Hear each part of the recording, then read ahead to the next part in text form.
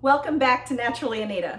I'm Anita, and today we're going to talk about antioxidants. I've got a great recipe for you that's going to be quick to make on the go. You can make it for lunches and get it ready in your refrigerator to grab and take with you. Or it's something that if you work from home, you can whip it up pretty quick within 30 minutes and be ready to eat. So first, you know what's coming. Be sure to like my channel and click the bell so that you don't miss any great content that's coming up. All right, antioxidants. They are all the rage today, right? And justifiably so. They help neutralize free radicals, which can cause cell damage and ultimately lead to diseases of the heart and cancer. It seems everywhere you go that, it's blueberry this and blueberry that. You have your choice of wild blueberry juice, blueberry pomegranate juice, blueberry cranberry juice, and the list goes on and on. Don't get me wrong, I love blueberries just as much as you might. But in our rush to embrace the latest antioxidant food craze, blueberries, cranberries, pomegranates, whatever it may be, right? We're ignoring some very high antioxidant foods that are probably sitting ignored right in your cabinets. What could possibly be higher in antioxidants than your beloved wild blueberry, you ask? Well, I'm glad you asked.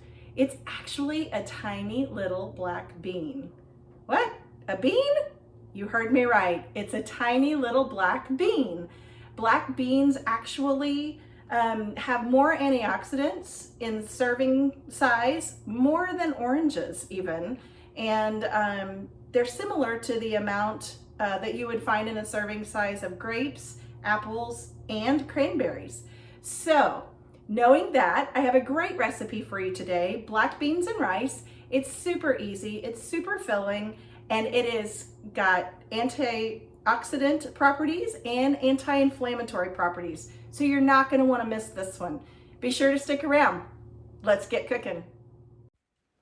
So you can see here that I am sauteing the onions. Yes, I forgot to use the video to show you that I was chopping onions, but I think you know how to do that. So saute your onions, add some salt and pepper, and just stir those around. You don't want them brown. You just want them translucent. And after you get your onions kind of going a little bit, then you can get some garlic. I use about 2 cloves, sometimes a little more, depending on if my son is eating with me. He likes more than that. But 2 cloves. I've got this nifty little garlic press that I use. You don't have to have that, of course. You can chop it with your knife, but it just is very easy to put those in there. Saute the garlic until it's, just like 30 seconds. You don't want to burn it because it'll get really yucky tasting, but just saute it a little bit.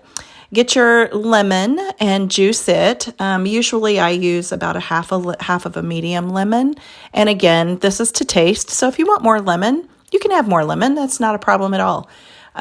So once you have got your garlic and onions sauteed and they are looking translucent and ready to go, then you're going to pour a little bit of chicken broth. You can see here that I'm actually using bone broth.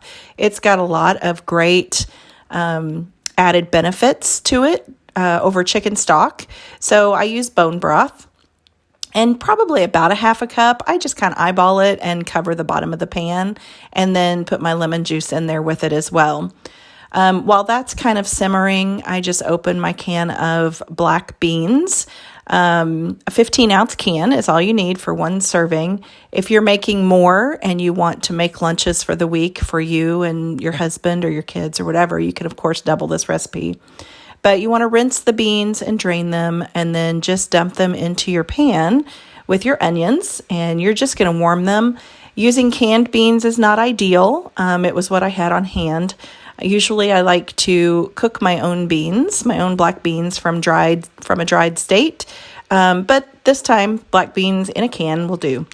And then what I'm doing there is I'm just smushing up about half of them. You just want to break them up a little bit. You don't really want to get them completely squished.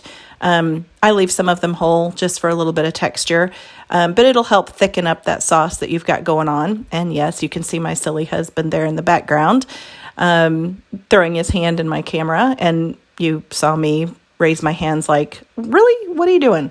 At any rate, simmer.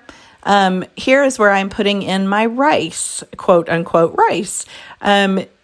If you go visit my article, which I'll link in the description below, that's got this recipe in it, you will see that recently I have been turned on to cauliflower rice. Yes, I'm a little late to the party, but cauliflower rice really tastes very good. And you oftentimes can't even tell that it's cauliflower that you're eating. And that is the case here. Cauliflower rice, it usually will take about, that's a frozen package that I'm using. So it usually takes about 10 minutes to completely get incorporated and be soft. I'm adding some more salt and pepper because you want to season every layer. And here's where I'm adding my cumin. I'm kind of guessing a little bit. I don't measure much when I cook, but usually probably about a half a tablespoon is all you need. It just gives it a real deep, rich flavor, and it's very good. If you don't like cumin, of course you can leave it out.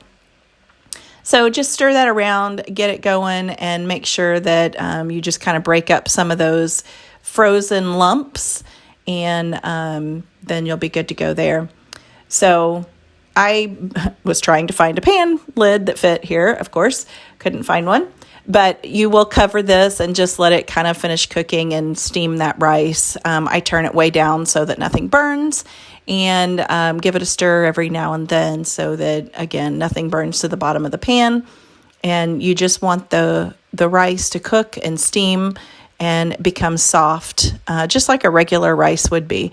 But you are eating such a healthy meal here because you're switching out the regular instant white rice that I used to use way back in the day when my kids were still at home for this more healthy version of cauliflower rice.